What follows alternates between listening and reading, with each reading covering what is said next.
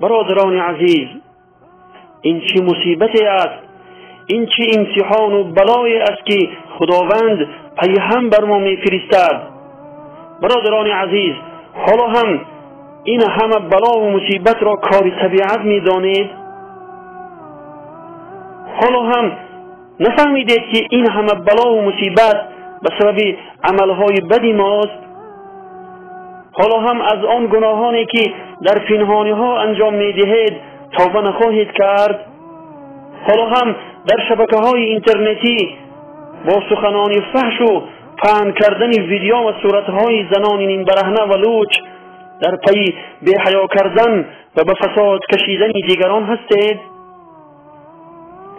حالا هم در آن ماشین‌های گرانبهایی که خداوند به شما داده است زنان مسلمان را به زنا می‌کشید؟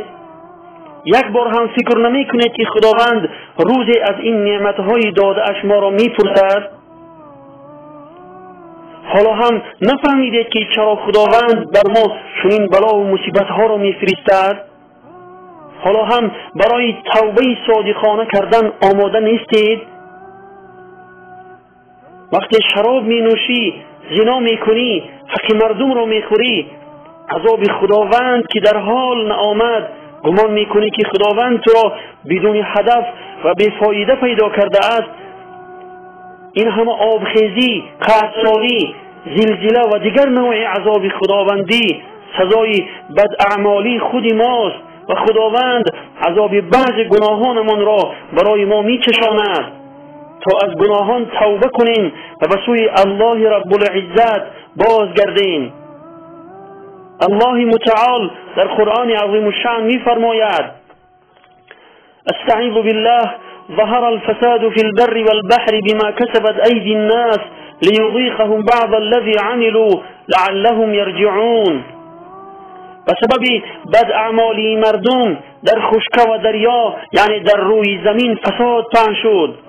مراد از فساد آبخیزی، قحطسالی، زلزله و پهن شدن هر نوع بیماری ها و قتل و غارتگری است. تا چشاند خداوند سزای بعض گناهانشان را باشد که آنان به سوی حق بازگردند، یعنی از گناهان باز ایستند و توبه کنند. باز هم اگر خداوند تو را مهلت داد و تا آخر عمر عذاب نفرستاد، گمان میکنی که خداوند از حال تو بیخبر است و تو به سوی او باز نمیگردی؟ گمان میکنی که خداوند تو را بیفایده و بدون هدفی پیدا کرده است؟ الله رب العزت در سوره مؤمنون میفرماید: استعیذ بالله افحسبتم انما خلقناكم عبثا وانكم الینا لا ترجعون. آیا گمان کردید که ما شما را بیهوده آفریده ایم و همانا شما به سوی ما باز گردانده نمی شوید؟ یعنی البته شما به سوی من باز می گردید و از هر یک عملی بدی خود در پیشگاه من جواب خواهید داد. و در دیگر آیت الله رب العزت می فرماید: استعیذ بالله ولا تحسبن الله غافلا عما يعمل الظالمون انما يؤخرهم ليوم تشخص فيه الابصار.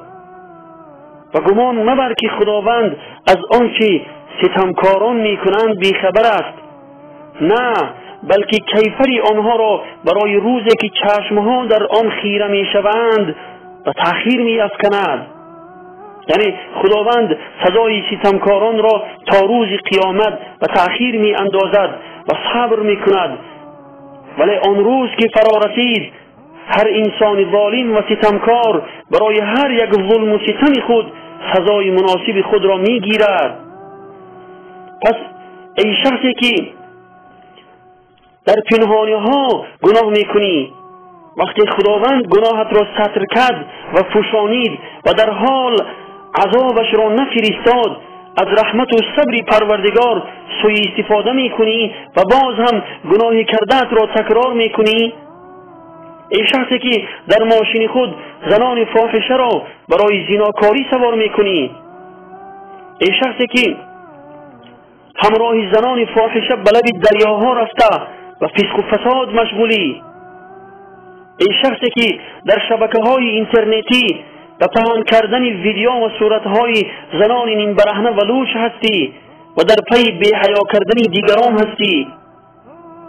این شخصی که در پنهانی ها و تماشای فیلم های فحشا یعنی فیلم های مبتذل و بی‌حیاگی عادت کرده ای. این شخصی که با قلابی و مردم فریبی مشغولی. این شخصی که قانون الله رب العزت را پایمال میکنی.